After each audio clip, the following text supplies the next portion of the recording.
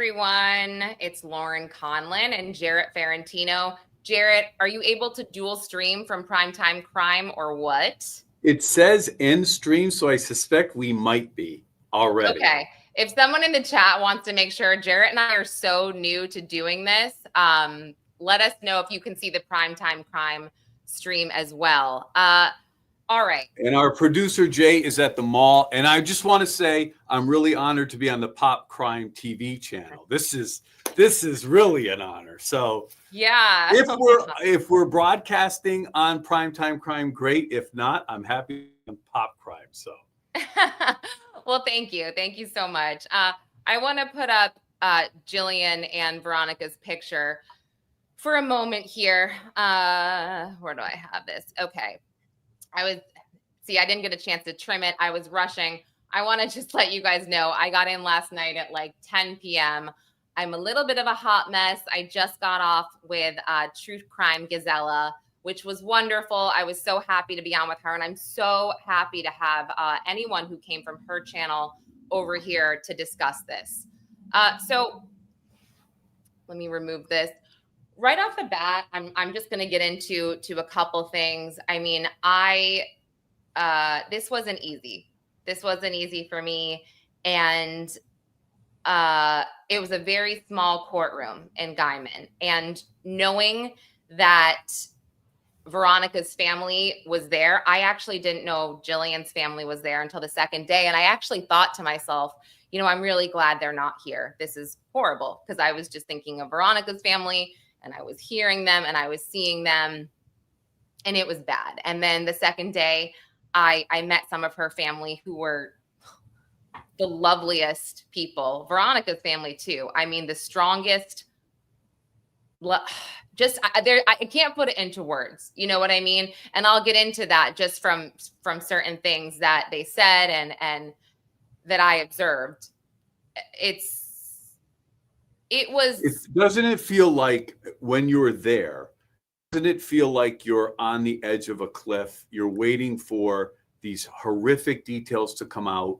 You know that their loved ones, Veronica and Jillian's loved ones are there, and they're going to hear these harrowing details and be in the presence of the actual people who are accused, and in my opinion, quite guilty of carrying out this brutal crime. There's a unique crossfire there when you're in that courtroom between victims, defendants, the system, the media.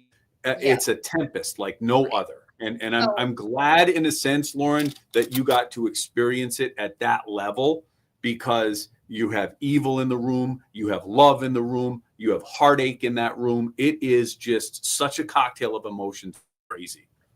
Right. So let me just set the scene for you guys. It was quite a journey from New York City, 2 planes, 3-hour drive, to Hugoton, Kansas, where they live. And I'll show you. I took this picture of like the water tower going into Hugoton, and it kind of just gives you an idea of what it's like. I mean, very different from New York City, very, very different.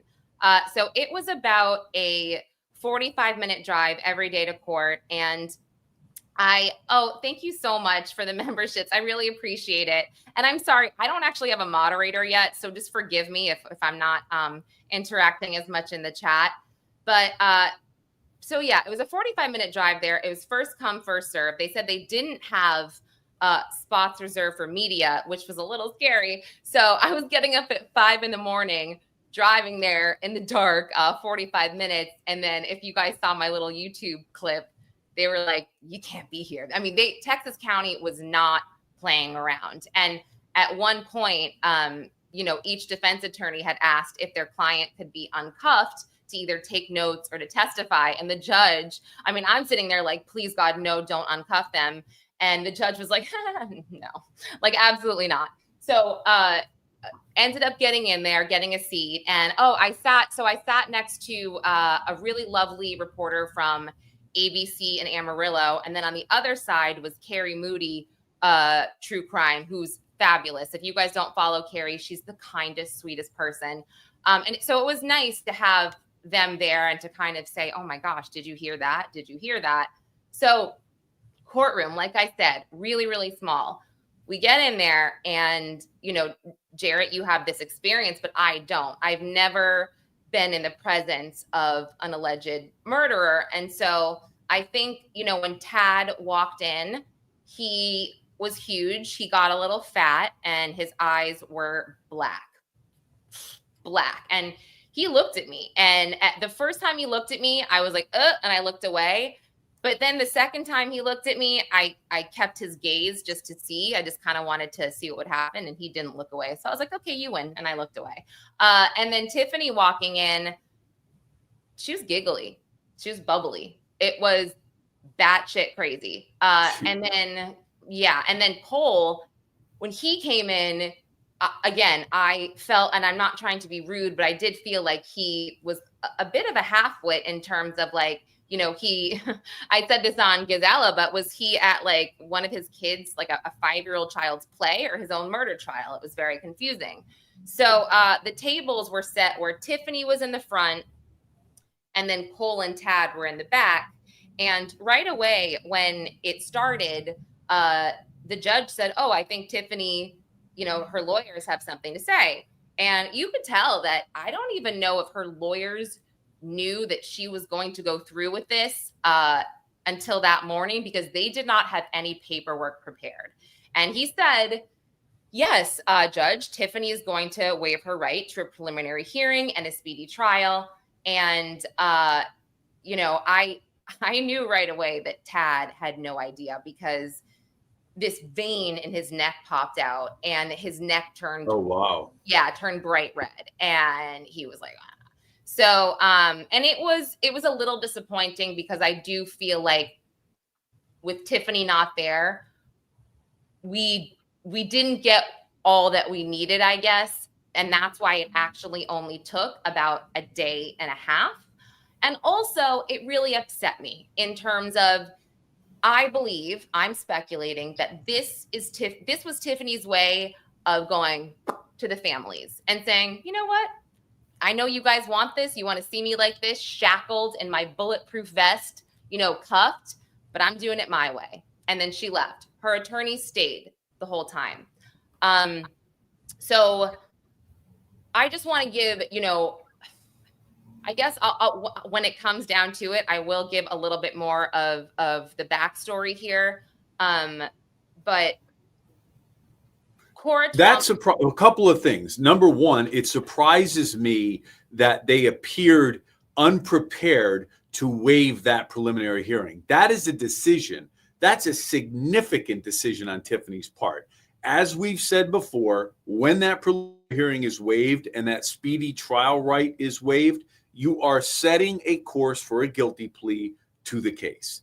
That means that discussion takes place at the jail with Tiffany and her lawyers. Now, ultimately, it's Tiffany's decision. I've seen defendants go into a courtroom like that, begin the process of either a waiver or a plea, and then change their mind. That happens. However, the fact that they're not prepared to move forward in the event that they did move forward with the waiver is inexcusable, if you ask me. Like, you've had months. You're going to tell me you didn't know Tiffany was at a minimum contemplating and more likely than not going to waive that hearing. I don't understand. Well, this is what I gathered from it, Jarrett, because they didn't have paperwork prepared. Would you agree with that? Because they would at a preliminary stage, you would likely have a written waiver. And here's the thing. That means that her plea or potential plea down the road either isn't all the way worked out, because all of that should be written down.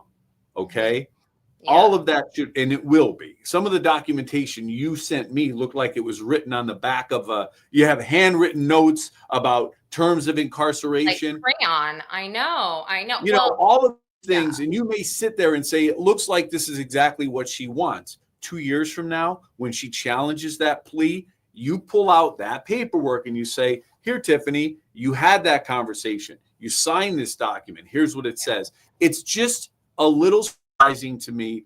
Her lawyers, Tad wasn't aware of that. These are decisions that are made upstream. I don't know, but Tad's reaction would tell me he wasn't. And look, they're all in the same jail. They're all in the Texas County Jail. So I we're not. I was born at night, but not last night. I have a feeling they're talking somehow. But here's the thing: I think Tiffany, and just skipping ahead, and I'll get back to this. But from what I heard, Tiffany would receive death if a jury heard what they heard. And I have reservations about this DA. I think that this county is way too small. I know he has history with Tiffany and the other defendants. I mean, I'm not insinuating anything, but I wouldn't be surprised, and it will be horrible for the families if he were to say, oh, well, we're just doing this for you. She's going to plead guilty, to life without parole just to save the. No, I think these families deserve to look at her and have her sit through all of this and just squirm in her chair at what she did. However, she is a different brand of evil. So who knows if she'd squirm or not. But I do feel like the families deserve that. And I do feel like Tiffany and Tad, and I don't say this lightly, Jarrett, we've had these discussions, they need the death penalty, I believe. This is, but I'll get there. So Tiffany is due back in court April 16th. And at this point, April 16th, they could decide some kind of plea is offered, plead guilty, and we'll do this, or they could set a court date. And just skipping ahead, and I'll get to this because we know that Tiffany waived her right to a speedy trial and the preliminary hearing. Cole sat through day one, but day two, Cole's attorneys got up and said Cole waives his right to a speedy trial, a preliminary hearing. They had the paperwork ready. They gave it to the judge. And Cole is due back May 7th. And this is where you saw that document. Like you said, it might as well be written on toilet paper. It said, waive to max all but 30, which could mean he will plead guilty and take 30 years. Skipping ahead, if you all followed this case from the beginning, I was shocked. Cole, while allegedly guilty, he did not play the role that we all thought he played. Cole did not find out about this plan, and he was not brought into this plan per Cora and Paul's testimony until about a week prior. Cora testified that he would have 3 drinks average a night or more, and he would run his mouth, and he was known as being, a chatty drunk, so they couldn't trust him. They realized later on when they devised this plan, they needed a lookout from the north end and the south end. So they pulled Cole in. So per Cora's testimony, Cole didn't get anywhere near the murder scene, Jarrett. And what he did was he drove to the burial site. He gave, and according to Cora, he gave Paul and Tad new clothes, and he drove Paul's truck back to his house or something like that. And I might have that slightly wrong, whose truck he drove, but he drove someone else's truck. That was his role. Did he know about it? It's worth noting. It's worth noting, just for our viewers and listeners that are somewhat with this case or a little new to it. Cole and Cora are married, so Cora is engaged in this planned conspiracy and keeps it from Cole because she knows he's going to talk, then briefs him on a need-to-know basis. Now, here's the thing. If that is all that Cole did, okay, and not to say that any of those things are immaterial or not important, what you will look at in assessing his guilt is what did he do before the killing? What did he know and when? What did he do to help facilitate the killing? And what did he do in the aftermath to help aid and abet Tad and Paul and everyone in the aftermath? So his role, remember, they're charged not only actively killing Jillian and Veronica, they're charged with a conspiracy. Right. And a conspiracy really is, what did the group do? What was their agreement? And what did each member do in further action of the ultimate crime, which is the killing, the goal of the conspiracy, which was the killing. So Cole's in this thing. He's in it, even though his role was limited. I agree. And also, I mean, what's insane is that Cora, instead of telling her husband, she told her 16-year-old daughter. Her 16-year-old daughter knew both plans. The first attempt on Veronica's life, which I want to get into, and then, of course, this. So let's get to Cora, guys, because Cora played, and again, where I thought Cole played a much larger role and I thought Cora played a much smaller role, Cora was so important in order to execute this plan. She played an integral role. And I want to point out, in my opinion, Cora showed no remorse on the stand. Lots of eye rolling, lots of huffing and puffing. A few times she tried to make herself cry. She couldn't even do that. At one point, she got a little teary-eyed when Tad Cullum's defense attorney said, well, do you see how this is going to affect your daughter's life? And then she got a little teary-eyed. And I'll get to more of this, but the first attempt and the first person to ever know about both plans from Tiffany Adams was Cora. And for those of you who are not familiar with this case, I'll share with you. Tiffany Adams is the grandmother to Veronica Butler's children. She is one of the women who was killed, and Tiffany's son is Wrangler Rickman. Veronica and Wrangler were never married, and they have gone through this 4-year custody battle where the kids have been taken from Wrangler because of his alleged, or I shouldn't say alleged, because of some arrests he had and some alleged drug use. And Tiffany had the kids then, and then Tiffany filed for custody of the kids, saying that Veronica was moving around too much and she wasn't having a job or didn't hold a job or something. And then the final straw was that Tiffany, and I'm not going to get too much into this part. I think I'm going to make an audio podcast to get really into it. But Tiffany managed to have this court-appointed therapist who also worked at this hospital that Tiffany was on the board at to say that the kids were abused by a family member of Veronica, which, by the way, this has not been substantiated. There's nothing that said the kids were abused. If anything, there was paperwork filed that Wrangler and Tiffany had kind of touched the kids, not sexually, but put their hands on them in a physical way. And so all of a sudden, this Judge Christine Larson says, yep, emergency custody. It goes to Tiffany Adams right now because her son isn't fit. So Tiffany gets custody. Veronica, you can see them once a week. Completely unfair. I've spoken to many people that will testify that Veronica was an incredible mother who would do anything for her children. It's mind-blowing and it's disappointing, and that's an understatement, that Tiffany had so many enablers.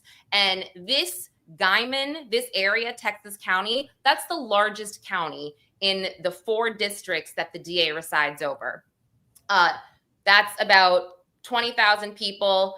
I think Beaver County, Cimarron, and there's one other. Those are like 2,000 to 3,000 people. So Cimarron's where Tiffany lived, 2,000 people. I mean, she had people in the palm of her hand. Thank you so much, Forrest. So essentially, Tiffany, and let me go back to this. I spoke about this on True Crime Gazella a bit, but Tad's lawyer elicited from Cora that the whole God's Misfits name was kind of a joke. Cole had said, we don't fit in anywhere. We are basically God's misfits, and it became a thing. However, Cora's daughter did tell this to the OSBI, and children, lots of children were at these meetings. So she heard it enough to repeat it. And just to tell you a little bit about these meetings, they were, quote, prayer groups that were held on Sundays and Wednesdays. One night it was at Cole and Cora's house. The other night it was at Barrett and Lacey Cook's house, their friends. And Barrett and Lacey Cook, Cole and Cora, and Paul and his wife Lachey were obsessed with this American state nationalist named David Straight and Bobby Lawrence. Obsessed. If you followed me and for this case, or with this case, they both the Cooks and the Bryces, or Paul anyway, file this 44-page sovereign citizen filing where, you know, they want to become less government regulated. They, you know, they want to control their businesses the way they want it. And it's like this 8-month period to become a sovereign citizen that neither couple actually had completed. Tiffany and Tad did not do this. I guess they weren't as obsessed. But anyway, there was about 10 to 15 adults and lots of kids, Sundays and Wednesdays. And they named a lot of the people that were at these meetings. I have the names, but I think of note, it would be that the cook's eldest daughter is married to the Twombly's son, Frank. I'm sorry, and that's Cole Twombly's son, because Cora has her minor daughter and another son named Quentin, who's 22, previous marriage. Cole's previous marriage, he had a son that passed away, Vern, who was actually very good friends with Wrangler. And then he has Frank, who attends these meetings. So initially, Tiffany approaches Cora and says, you know, I'm trying to get these kids. I don't have any money to fight in court anymore. And Veronica is letting these kids be abused. Now, they made it clear in court, like, did you guys see these documents that they're being abused? Did you see these? And Cora's like, no, but Tiffany said that the DA wouldn't file anything. Now, I'll get to the DA, Jarrett, but he really pissed me off. Old Man River was sleeping. It was not okay. The one time I saw him get a little bit passionate was when he actually challenged Cora, and he's like, you know, this happened in Kansas. That's not my jurisdiction. And even if they were filed, you know, they'd be sealed because it includes minors. That's the only time he was responding to Cora on the stand, who's his witness at that point, and he engaged her in response like that. That's the only time. Yeah. Mm-hmm. Mm-hmm. Wow. So wow, because it was his reputation, his office's reputation, and there was a lot of things that, you know, I'll get to. I mean, Lauren, that's another issue, right? Before that testimony happens, the DA, as it typically plays out, the district attorney and their trial team would go over to that jail, or more likely have Cora brought over to their offices, okay, sit down with her and prep her testimony. A conversation would have been had where Cora inevitably would have said that. She would have said, you know, there weren't charges filed. Tiffany said this was happening. And the DA would then tell Cora, you realize they never brought that to us. Like, I understand no charges were filed. And the way to fix that is the DA would say, Ms. Twombly, you do realize you don't know whether or not Ms. Adams brought those charges to the DA's office, right? And you're not in a position to know that, right? That's the way. You don't yell back at your own witness. No, he was sassy. He was really sassy to her. Yes. And you know, I felt like... Yeah, but I felt like he should have been a little bit sassier in general, because in my opinion, this is one of the most savage and barbaric cases I have ever seen. And he did not elicit any of that from Cora. He did not portray to the court. And sure, the judge had all the documents, but even the judge admitted that he didn't read through every single document. And let me tell you, those documents aren't before the judge. What for the judge really is the testimony he's listening to, not those documents. All you have an affidavit, but they have to be proven. So to me, this is not the time to soft soap the details. There's no pretty way to tell the story. There's no clean way to tell this story. It's brutal, and it needs to be told in vivid detail. And when you sidestep that, when you play games like that and you try to clean up, this is, it's gory, it's violent, it is awful. And there's just no other way to tell this story but through the horror of details. And when you try to sidestep that, you lose something like facts and evidence. Yes, and I'm glad to hear you say that, because he did not. With Cora, it was softball. It was just not right. Trust me. I was angry. It was not right. And yeah, so just going back to this, he was so obsessed with questioning certain routes she took that morning, or it was just so ridiculous. And look, a lot of this could be because, again, Tiffany wasn't here, or wasn't, you know, she waived her right and she wasn't there. So, you know, a lot of that, they had to change a lot of things last minute. I get it. But she testifies that she went to high school with Tad. You know, she was more friends with the Grices and the Cooks. And then after COVID, they all kind of got to be friends again. And they invited Tiffany and Tad to these meetings. And then Tiffany pulled her aside and told her this: I can't fight, you know, anymore in court. I can't afford a lawyer. And Veronica's letting this happen. And Cora said, you know, she says, so we need to kill Veronica.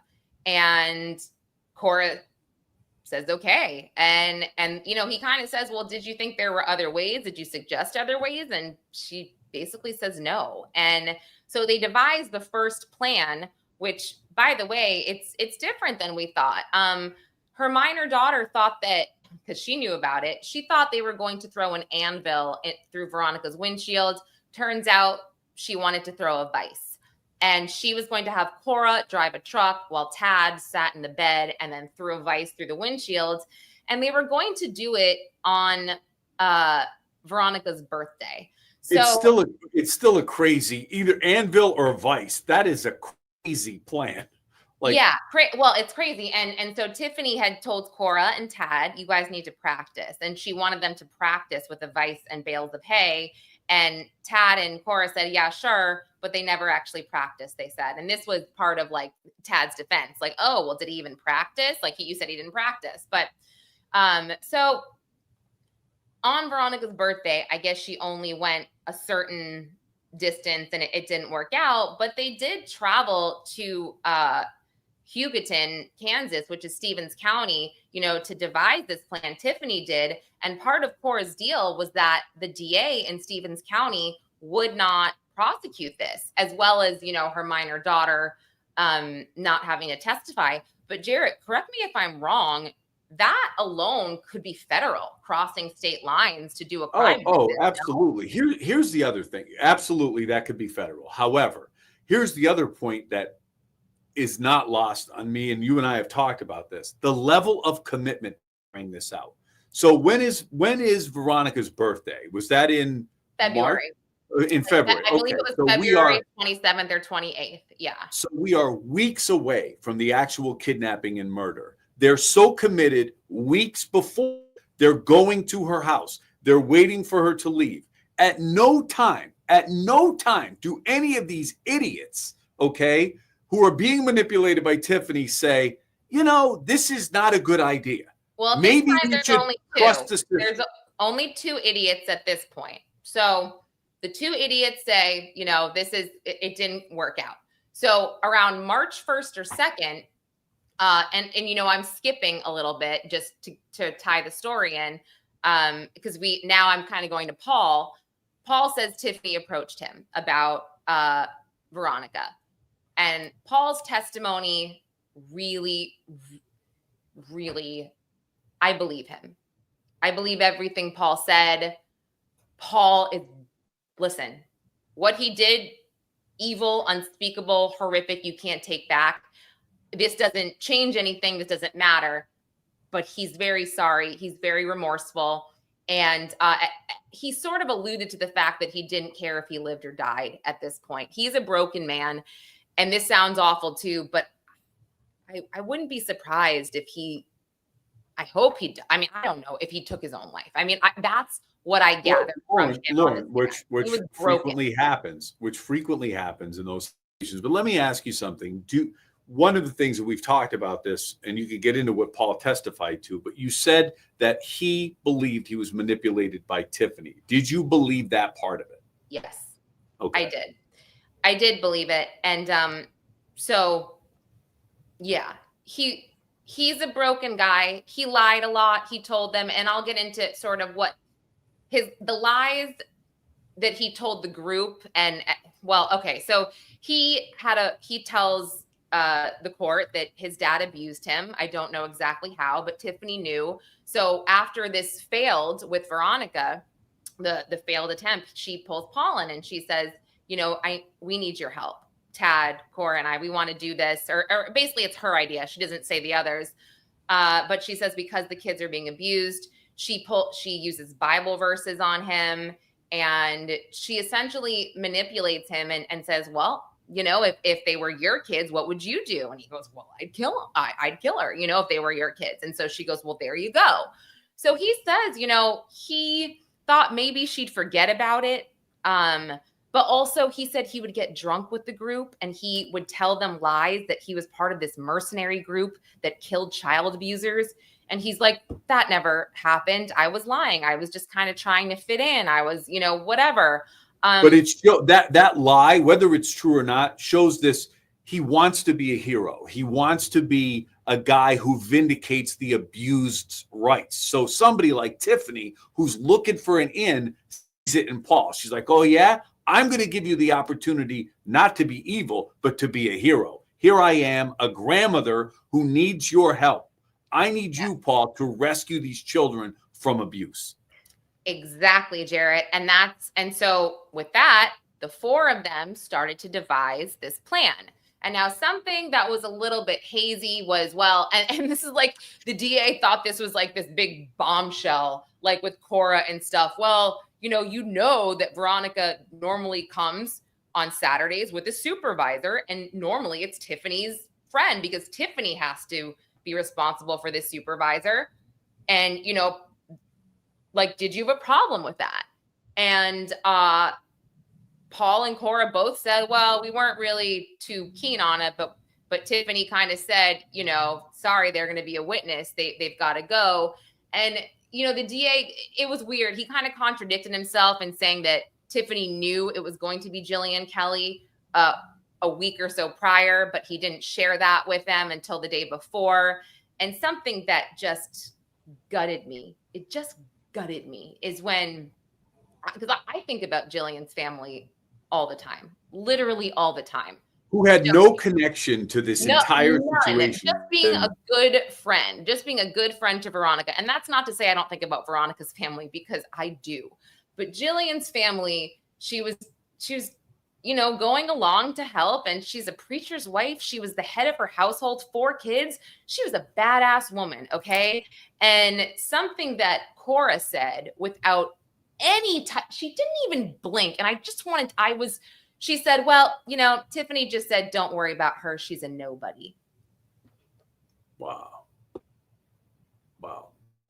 And I'm just like, so, and the way Cora said it, whatever, I'll move on because I'm going to get too worked up. So the DA seemed to think this was some big bombshell. Oh, well, Tiffany lied to you. And like, it's just like, really? That's like. Lied to you what? That she wasn't a nobody? About knowing that Jillian was going to be there, you know, a week prior. I just thought that was stupid of him to like try to, it's like, what do you get? She's already turning against Tiffany. You don't need to make her turn anymore. I mean, it's like, really? Right. He was so bad. So basically they devised the plan. Paul kind of says, you know, he wished she would forget about it. He thought maybe she would.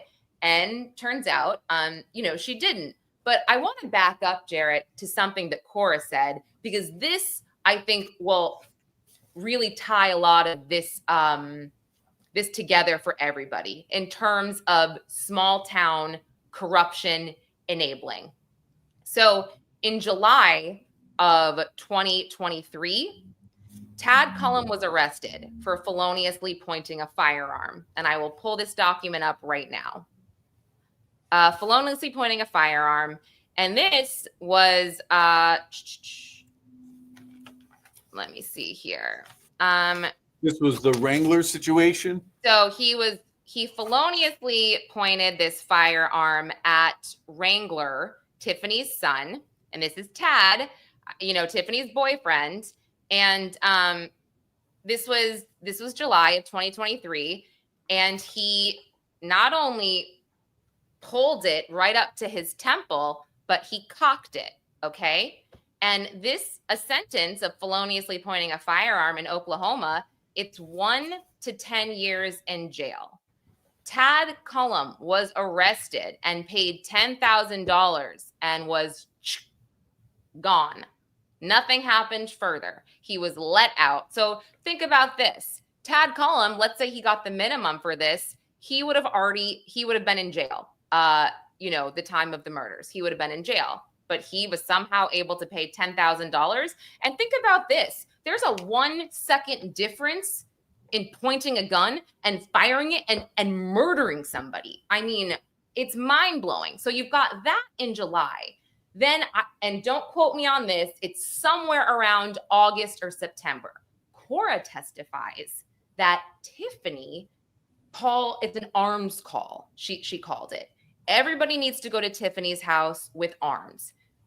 Now, to be fair, it's Oklahoma, Kansas, everybody carries. But this was an arms call because Wrangler said he was coming to pick up his children from Tiffany with a girlfriend that he had at that time. Cora testified to this. He shows up. He's met with whatever, pistols, AR-15s.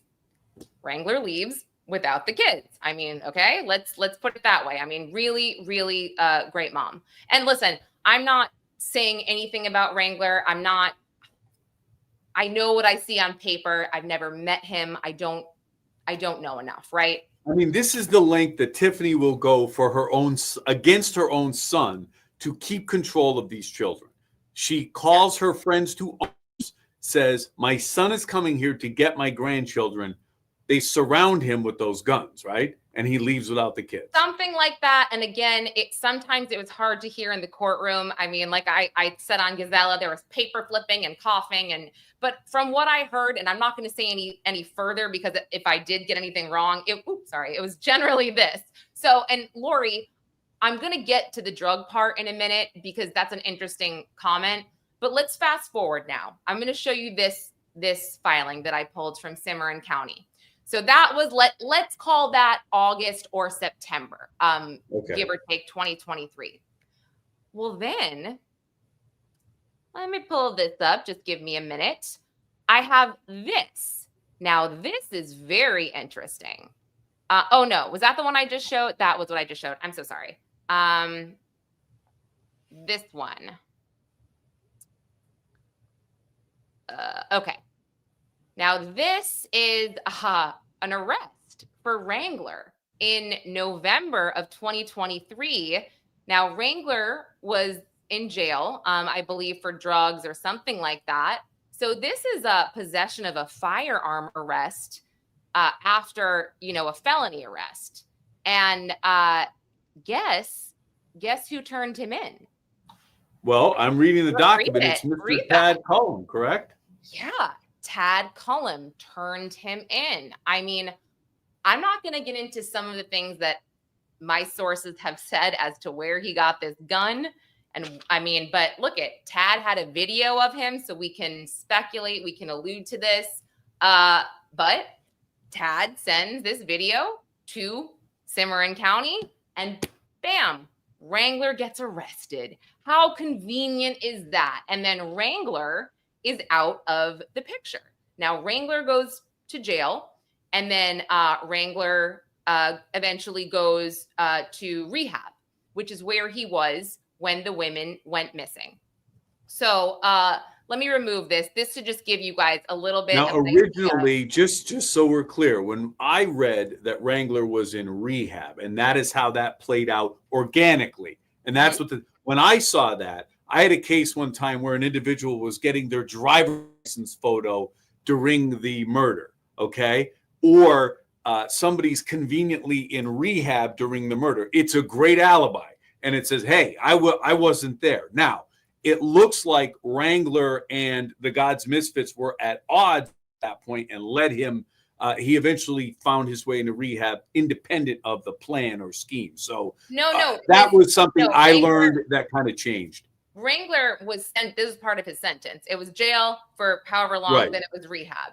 And my point in showing everybody this is to show you the small town enablers of all of this. Tiffany and Tad appeared to be untouchable here. They got what they want. That call to arms, I'm sure Wrangler went to the police. I mean, I don't have proof of that. That's nowhere. Nowhere is that filed, okay?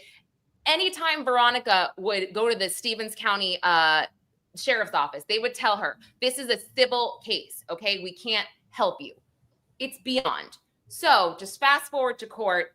This is when Tiffany says, I've exhausted all my resources. We have to kill her. Now, we figure out through Paul and Cora what the plan was. Now, the plan was they were going to borrow Cole's cousin Clint's truck, his flatbed truck, and Clint actually, and this wasn't abnormal to borrow your cousin's truck. So you didn't really have to tell your cousin, oh, I'm borrowing your truck for X, but you just borrow it. You know, it's whatever. So he borrowed Clint's truck, and Tiffany had a white gooseneck trailer, and their plan was to drive off of this like S-curve, Road L, Highway 95, and Veronica's kids, it was one of their birthdays, and they were going to say, look, we have a baby calf that we want to show you. And Tiffany was going to tell Veronica that to get her out of the car to go to the trailer. And so that was the ruse. That was, just so we're clear, Lauren, that was the ruse to get Veronica, her defenses down, her into their trailer was the ruse of a baby calf. Yeah. And how Jarrett, ironic. How ironic. I thought about this, and I would fall for that. Who wouldn't fall for that? It's like the man with the van who says, kids, I have candy in here, or kids, come and look at this puppy. It disarms someone and gets them out of their vehicle and into that trailer, which they have complete control over. Yeah. So you have at this point, and by the way, both Cora and Paul both testified that they would sneak away, first the 4 of them, then the 5 of them at these meetings on Sunday and Wednesday. And nobody thought that was weird at all. So nobody else knew about it, okay? I find that so hard to believe. DA didn't press it, but here we are. So they discussed, devised this plan. Oh, also, what I find really hard to believe is when they were talking about how to kill them. Tad and Paul said, no guns, it's too loud, it'll trace back to us. But Cora's like, well, we just didn't know. We didn't talk about how they would die. And I was like, the DA did not press further. And I'm like, this is really, yes, you did. Of course you did. Of course you did. What I do believe that they said, because I think that these idiots thought they were like in a Yellowstone episode, they did not discuss what they were going to do with the evidence after. I believe that because they are stupid and because they think that, again, they have these goons at their fingertips. So part of me thinks Tiffany didn't even care. She just wanted this carried out. Right. And so the day before the murders, they go to the scene, Road L, Highway 95. And Tad kind of has reservations. He says, I don't know, this could be bad here. What if someone drives by, whatever. And at this point they've got Cora on either the north or south end, I forget which one, and then Cole on the other side. So those are the lookouts. And they say, whatever, we're going to go through with it.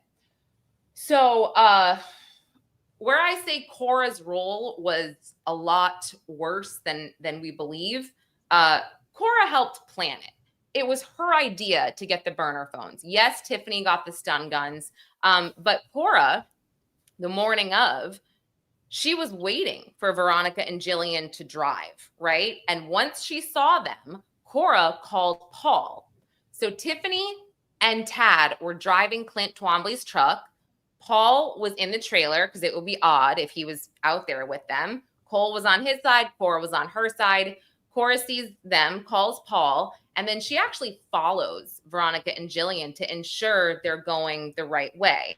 And before when I was saying that I just feel like Veronica was so failed by so many people, Judge Christine Larson, if I saw her in person, I would just shake my head in shame. You know this custody battle. You think it's okay to not meet at a police station? You should be ashamed of yourself. You should be disbarred. You should be whatever you call. I mean, shameful. Okay, you know how it's just it. Oh, anyway. Lauren, Could have been prevented. And that's one of the many miscarriages of justice. What I think when I hear Cora was following behind to make sure they stayed on the path, she's also closing the gap there, because she knows on the other end of this is Cole, right? Yep. And she's now narrowing the zone of danger for Veronica and Jillian. She's closing that gap. That's their area of control.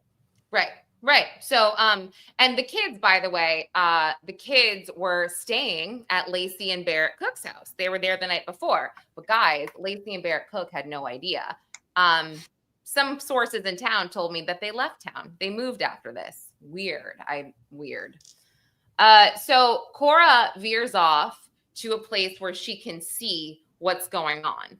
And just to, jump ahead a little bit, when I say Cora played a really big role here, when Cora was watching, she said she knew something went wrong when she saw two people run from the trailer back to Veronica's car. Again, the DA was so bad, I'm thinking it's Veronica and Jillian, maybe. I don't know. Later we find out it's Paul chasing Veronica. But again, the DA didn't clarify that. That's a scene out of a horror movie at that point, because the attack already began and she recognized the danger and she's running to get away.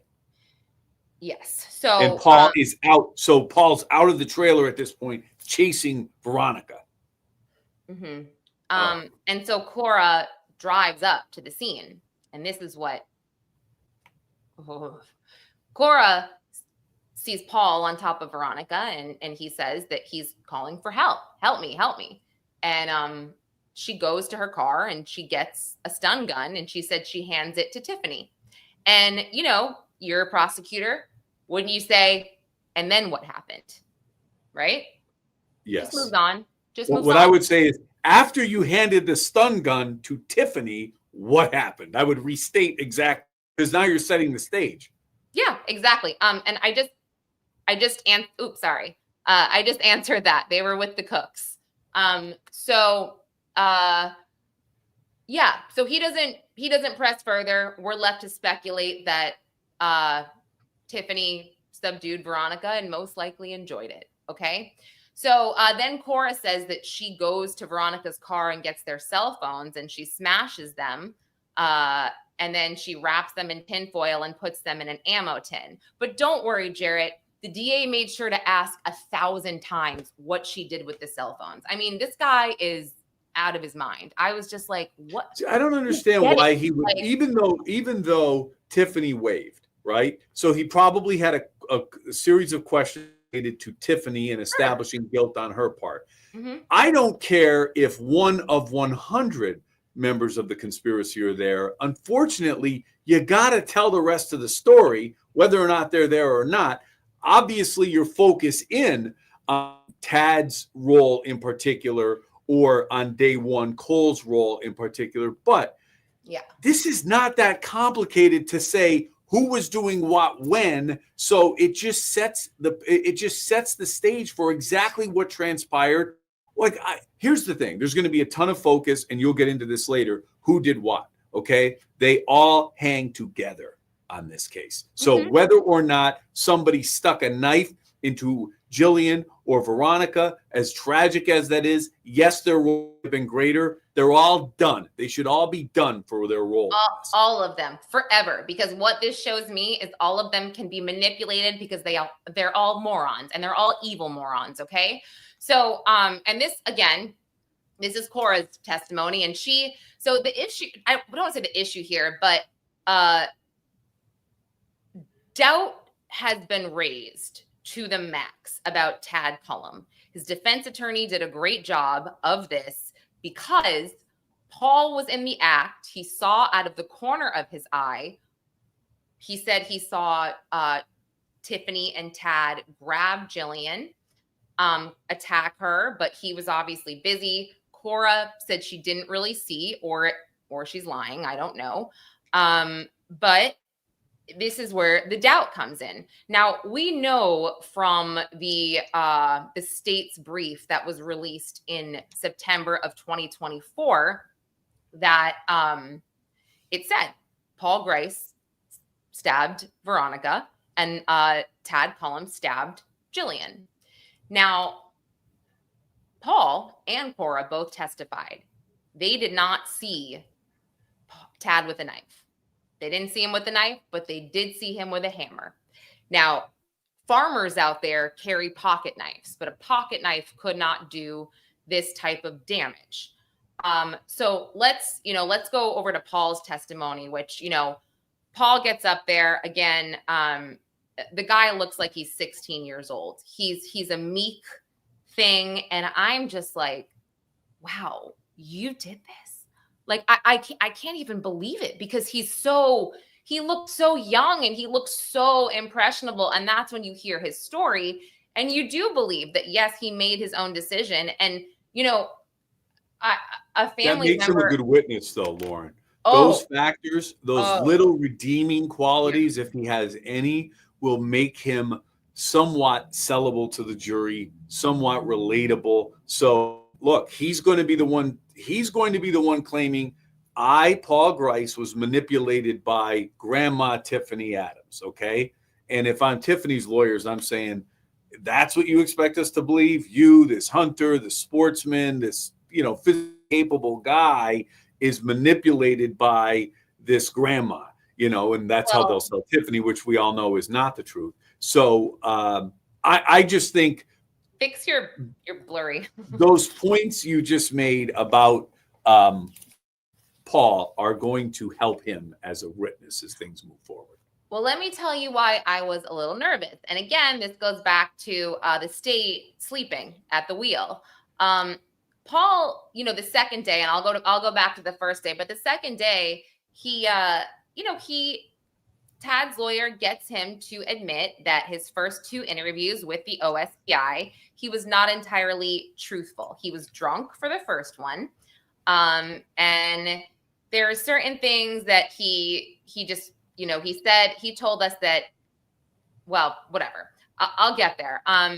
But she's basically like, okay, so you're telling the truth now because the state is offering you a deal to not get death. And he was believable when he said, I don't care what happens to me. Sure, it would be nice to not get death, but at this point, I don't care.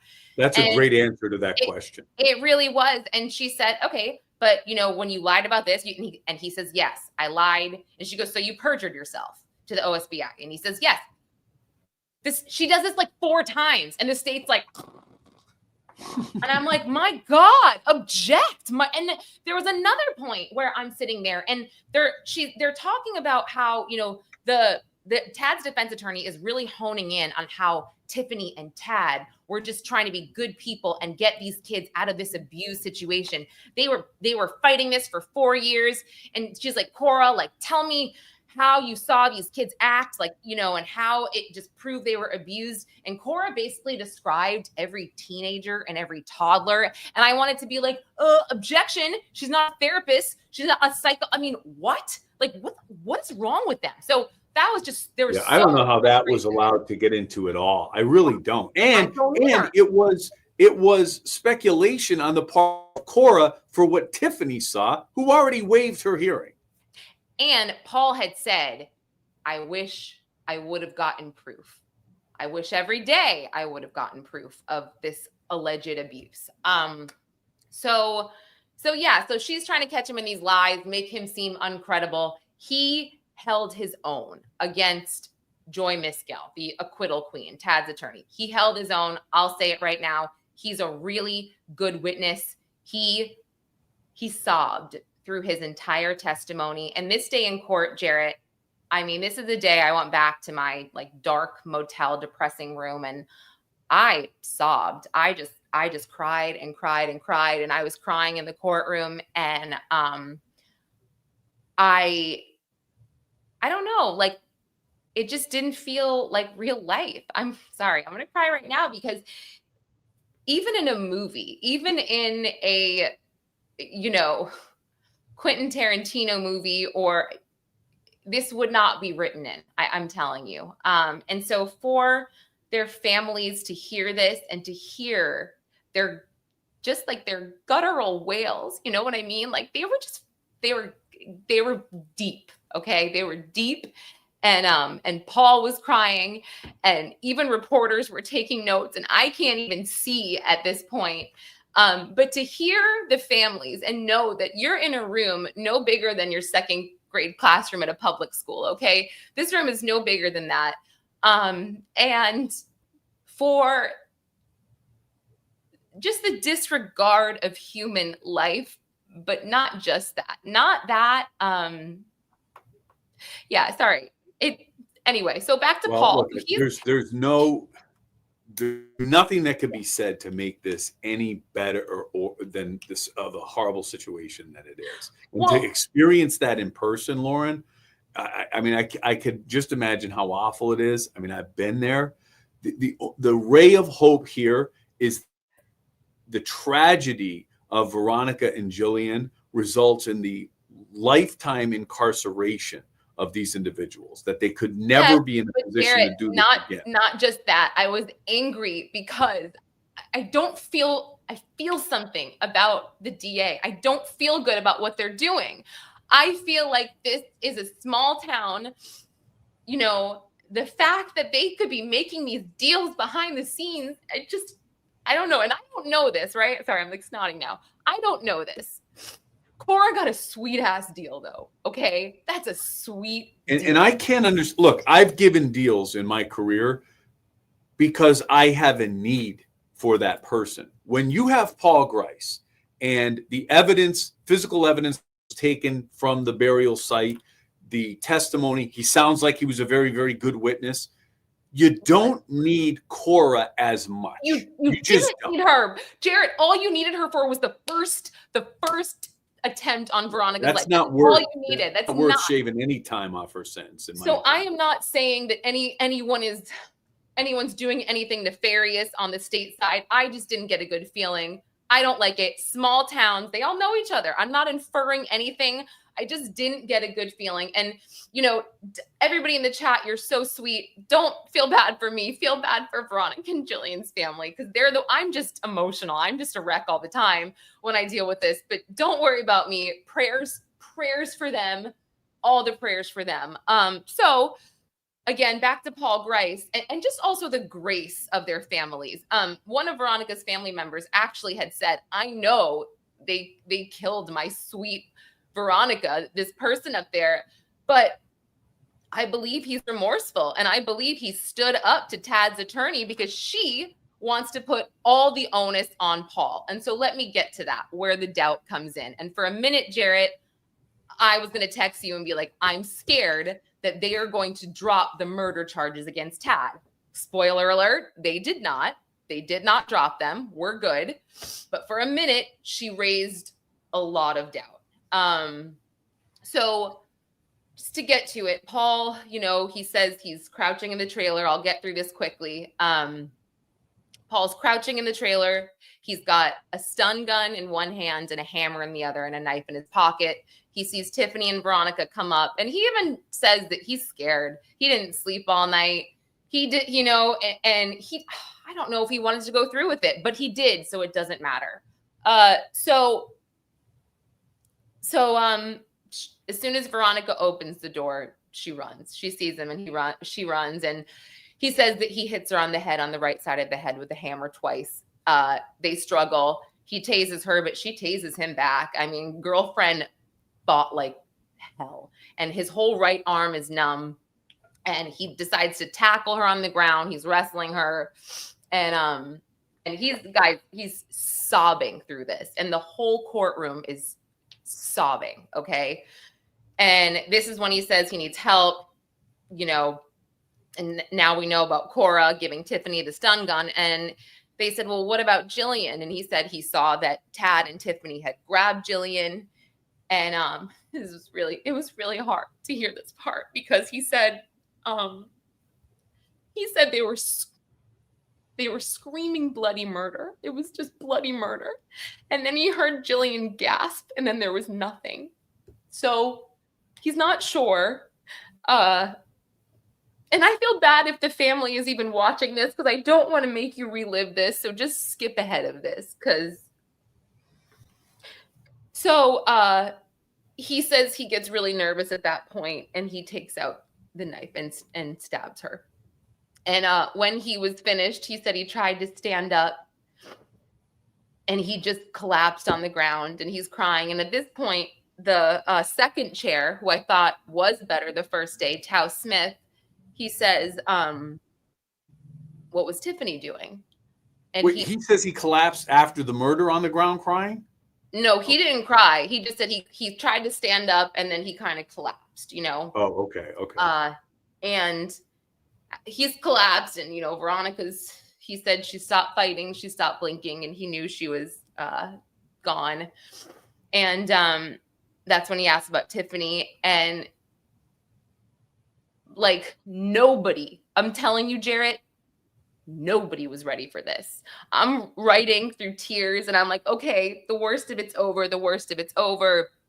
And then Paul says, he goes, Tiffany walked around us in a circle and laughed the most evil laugh I have ever heard. Wow.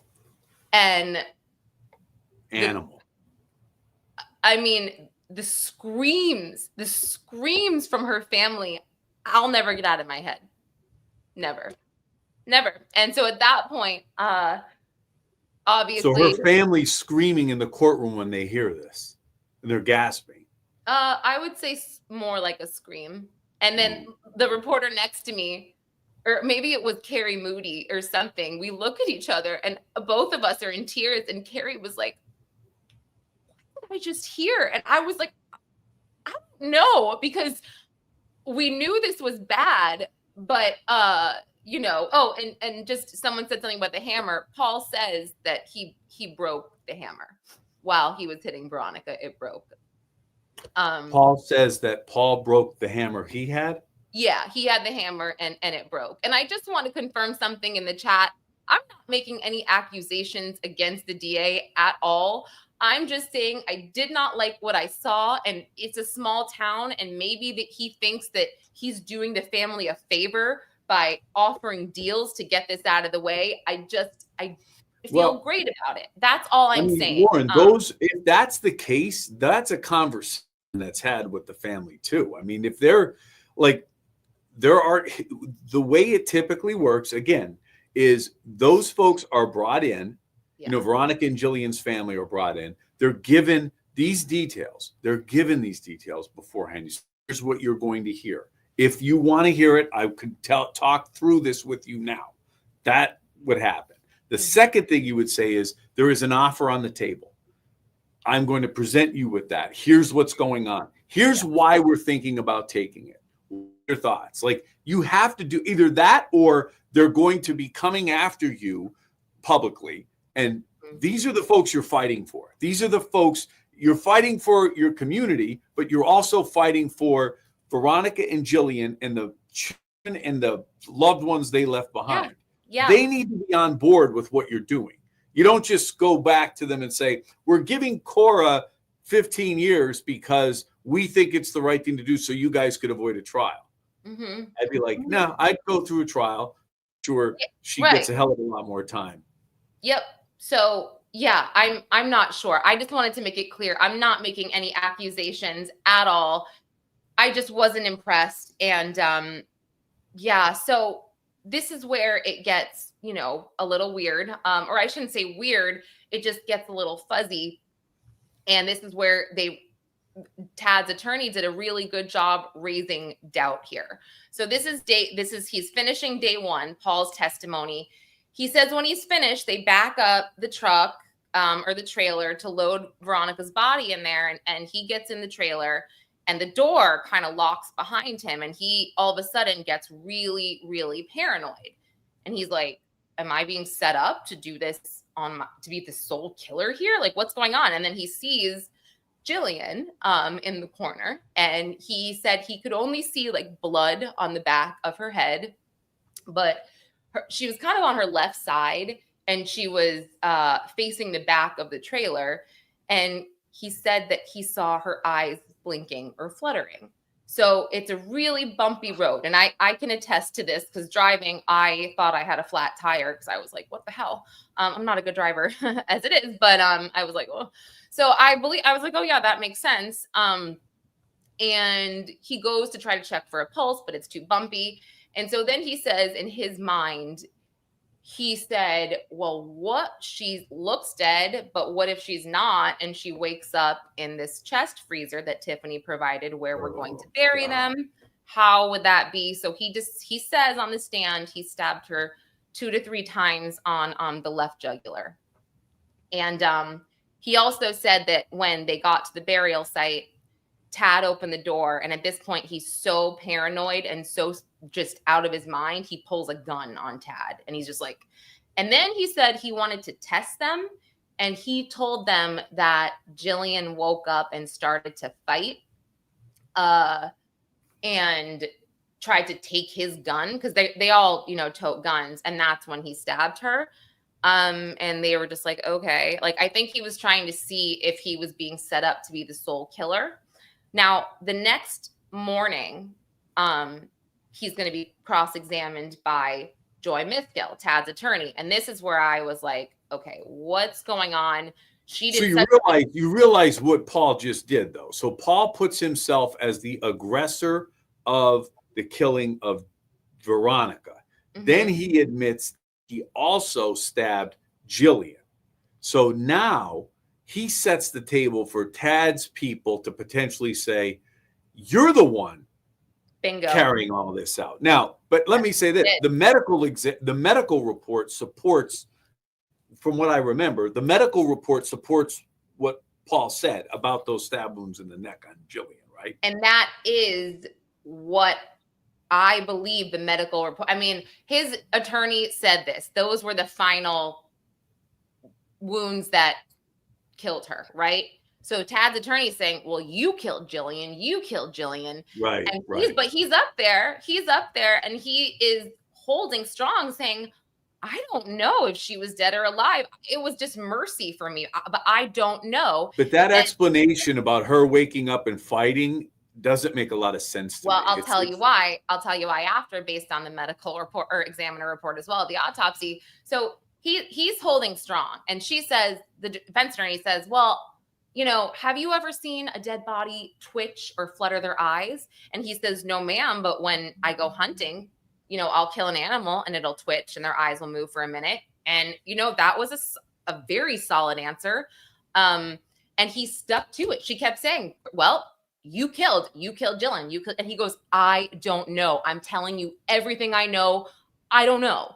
So, but now that's a good answer, because here's why.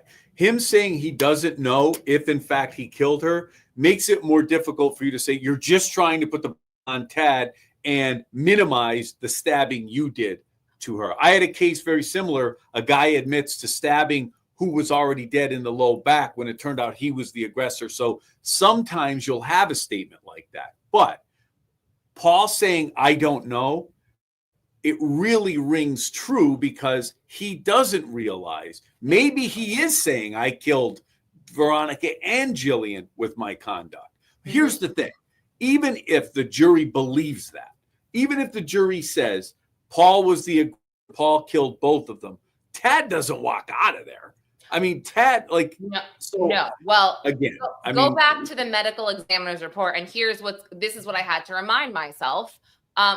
So in the first OSBI interview, Paul apparently told OSBI he stabbed Jillian many times, but he was drunk. So he also testified he really didn't know how many times he stabbed Veronica. Okay. He was kind of like out of his mind. So the defense attorney is now using that against him, as she should. That's her job. But he was very believable. I stabbed Jillian 2 to 3 times. That is it. Now, if you look at the medical examiner's report, she has stab wounds, you know, to her temple, to her skull, to her neck. And I'm so sorry for defensive. So there we go. The defensive wounds here. Now, if Tad maybe was given a knife by Tiffany, he had this hammer. I'm speculating here, and per the medical examiner report, and I've sent this out to Joe Scott Morgan as well, that they threw Jillian on that trailer paralyzed. And that's why she was blinking. But I think that this is, I don't think she felt anything else, which is hopefully, I don't know how to say that. I guess I'm saying it wrong, but I don't, so she didn't suffer at that point. You think that's a blessing, the fact that she was incapacitated? Thank you. I don't think she suffered anymore, thankfully.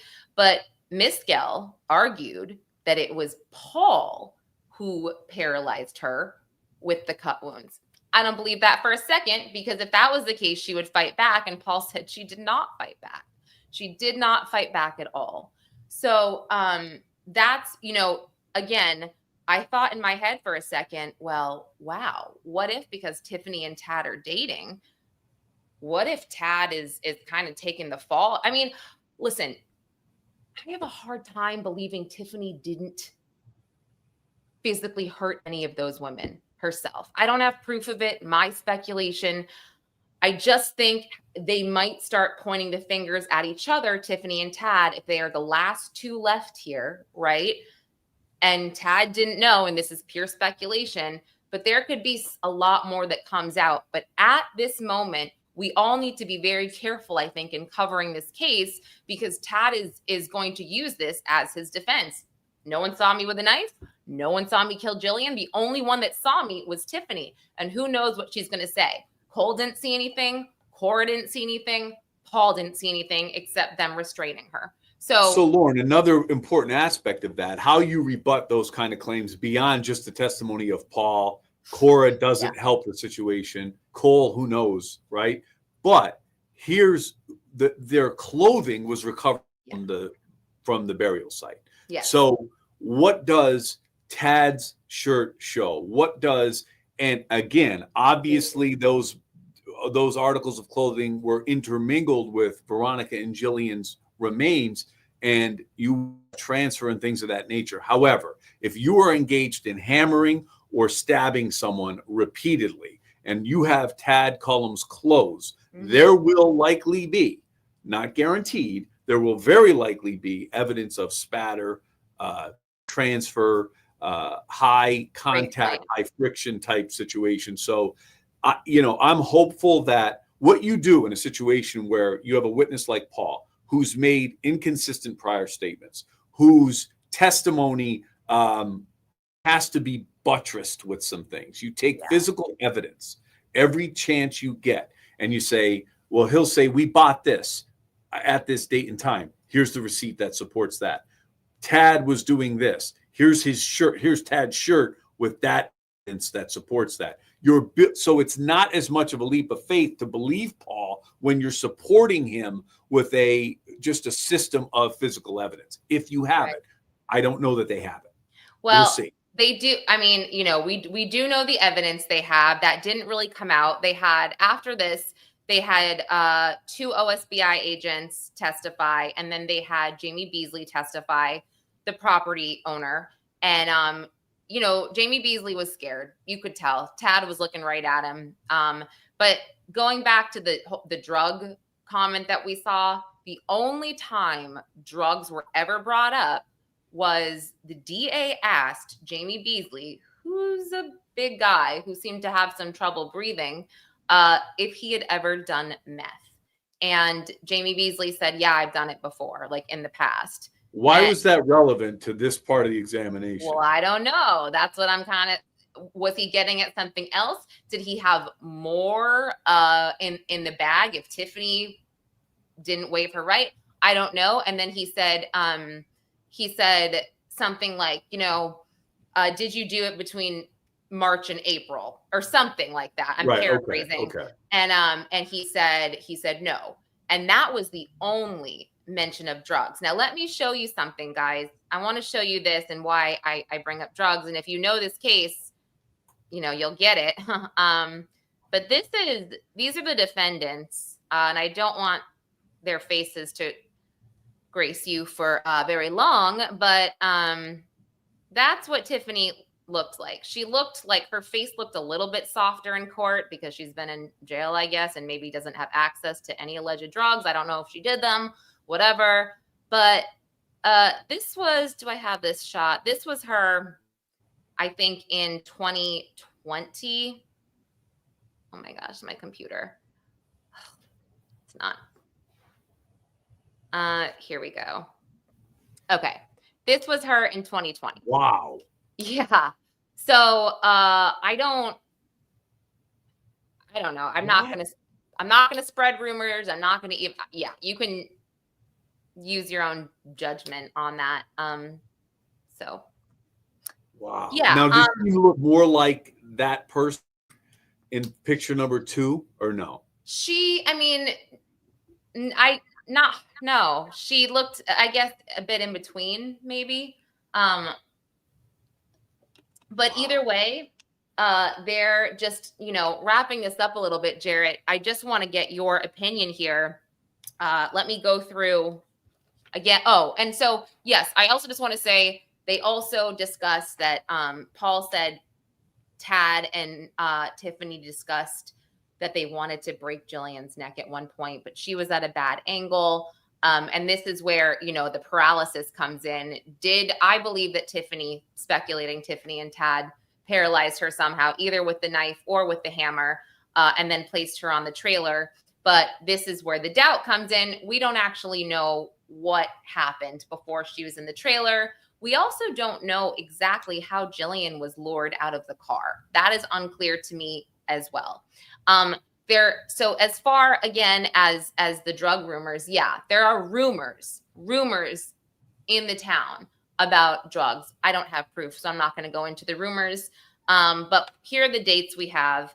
Tiffany, April 16th, she's due back in court, either set a trial date or hopefully not a plea. Cora, February 19th. Maybe Judge Parsley will confirm her deal, not sure. And you can go about, talk about this. And then Cole, we have May 7th. Maybe he gets his plea. I'm guessing he's not going to want to go to trial. And then we have Tad, Monday, January 13th, where I heard them say that they would set a trial date there, possibly for the summer. And then we have Paul Grice, February 13th. It just says further proceedings. So, all right. Well, here's why Tad's up first. He didn't waive a speedy trial right yet. No. So Tad has to be addressed first, because that clock, the right to a speedy trial clock, is ticking while this case is pending. When you waive that, like Cole, Tiffany, Cora, and Paul have, you're not under you're not in a race against the clock at that point. So Tad's got to be brought in, and when the date is set, the court would then say, hey, look, this is why we're setting it this summer. These are the things that have to happen over the next several months. There is no availability to do it sooner, things of that nature, that the time isn't against the prosecution. So now remember, this is worth noting too, if a plea is ironed out, I've done this dozens and dozens of times. If a plea is worked out and you write it up and everybody's in agreement, you call the judge's chambers and be like, we're coming over Monday, okay? We're doing the plea then. And the judge will be like, okay, we will schedule it. So that does not bar us from some of these cases resolving sooner than those dates. Now, it's not necessarily likely here, but it could happen. Oh, so it could be sooner, possibly. It could. Like if I'm the DA in this situation and Tiffany just waived, right? I go over there, get a written plea agreement with Tiffany, haul her ass back into court as soon as possible, lock that plea in, and move forward. And again, we have said this since day one. Yeah. Deal was get to Paul, get to the Twombleys, okay? Added bonus, you got Tiffany now pleading. Lock those pleas in. And Tad is the last man standing here, okay?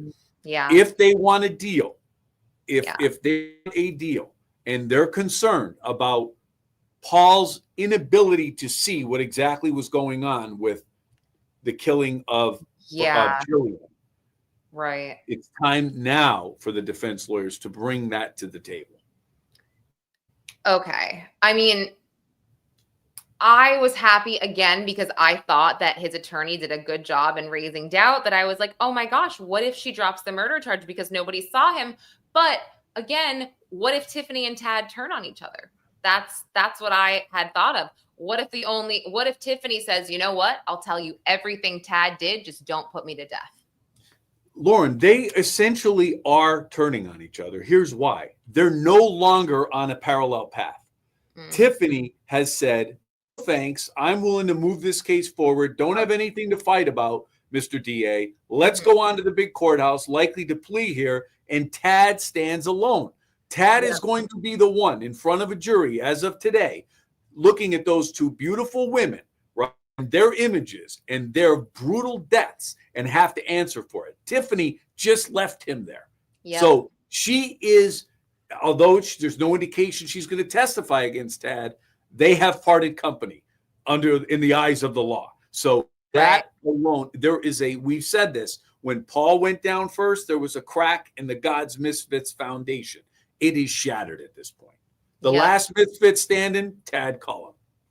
Right. Well, and this is a good question.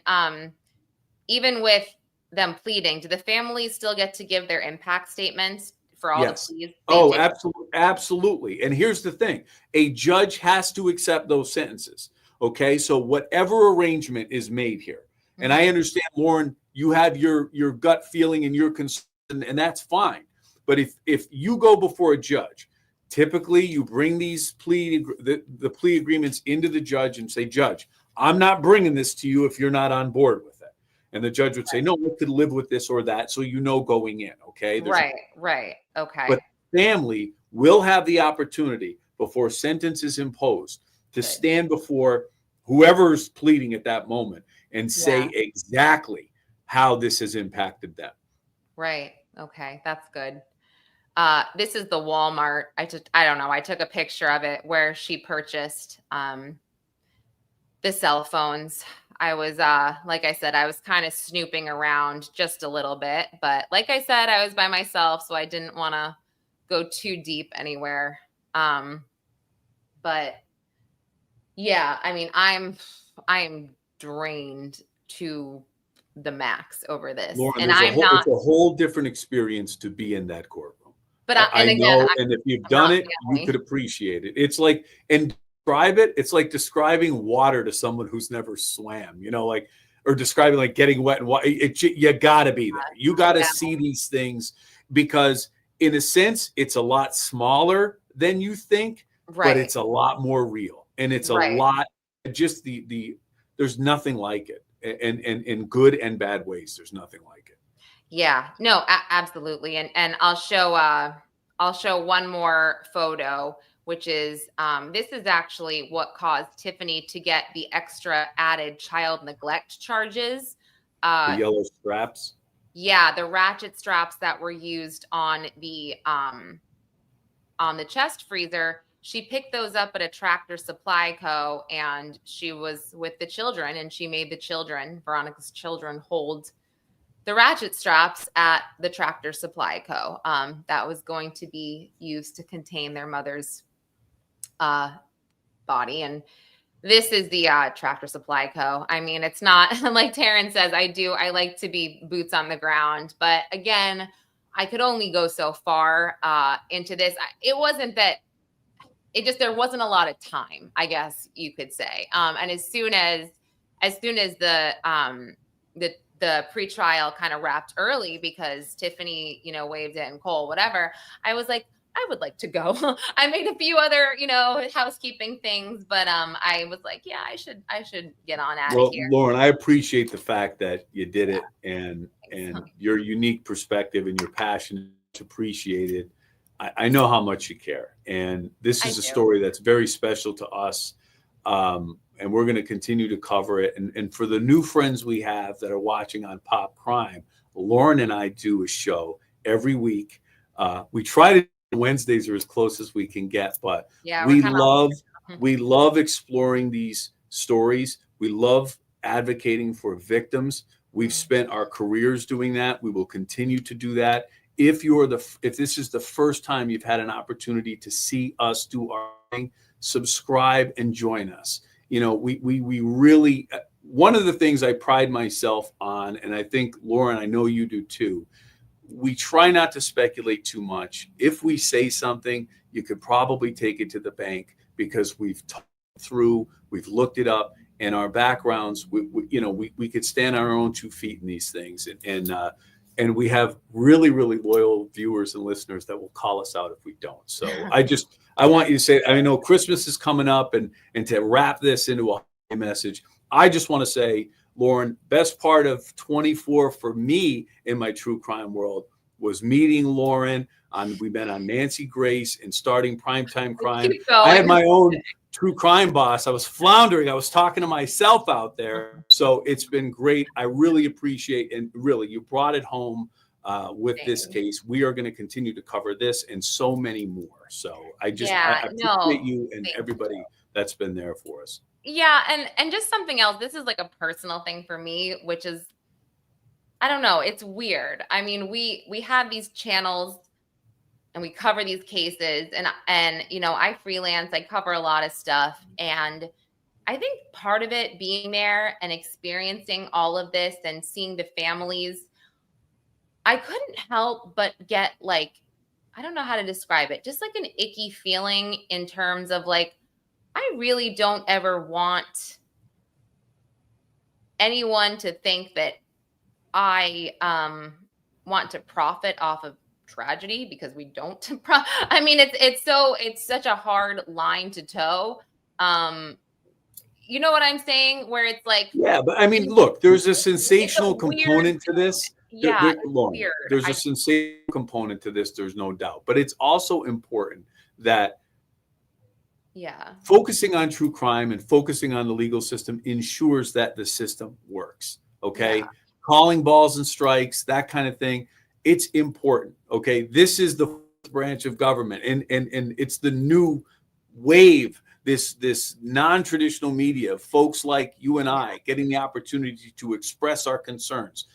Don't think prosecutors and defense attorneys don't look at, I'm not just saying us, but people challenge them in these kinds of venues. It's important. There's a role that's served here. And you and I both know, and I'm not going to out anybody, victims of the cases we cover reach out to us. And really, no, they do. But sometimes I just think, like, if this was me and this was a family member or my child, like, it just feels freaking weird. Would I want a YouTuber? Like, I don't know. I don't know. And that is a constant struggle I have.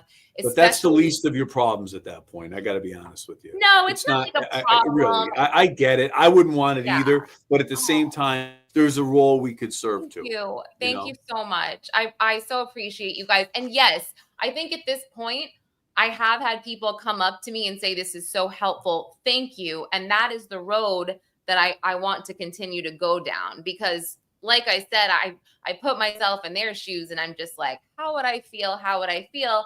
However, we're not sitting here gossiping, and you know what I mean? We're breaking it down. And this case in particular, I do really care about these people, and I do want to make sure justice is served.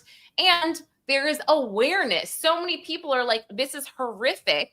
And if this case is very national, then any speculation I have about small towns, I mean, if it's national, they're going to have a lot of eyes on them. And that way, right? Like, they can't pull anything. I'm not saying they are, but you get me. So anyway, based on your concern, there's still going to be more Primetime Crime in 2025, right? Yes. No, sorry. I was just making sure.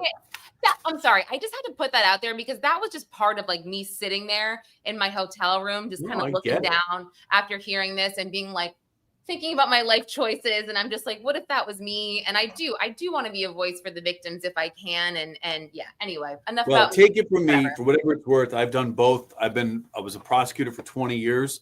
Yeah. There is work to be done here on behalf of victims. So not the same thing, but there's work to be done, and we'll continue to. Yes. Well, Jarrett, as always, this has been great. And I just so appreciate your insights. And sorry, I shouldn't say great. It's been hard, but it's been great to be on with you. And so next week is Christmas. I celebrate Christmas. You celebrate Christmas. So We might do something next week. We might not, but you'll see us weekly. And just check my Twitter for the schedule, I would say, at Conlin_Lauren. That's kind of where. Subscribe to Primetime Crime too. Yeah, well, we're doing a dual live, right? So right. I think so. No, we are doing the dual live. So you guys can subscribe to both channels, and yeah, we would appreciate it. So all right. Well, thank you to everyone. I'm gonna go fix my makeup and take my kids to Sonic 3. So thank you. All right. See you guys later. Bye.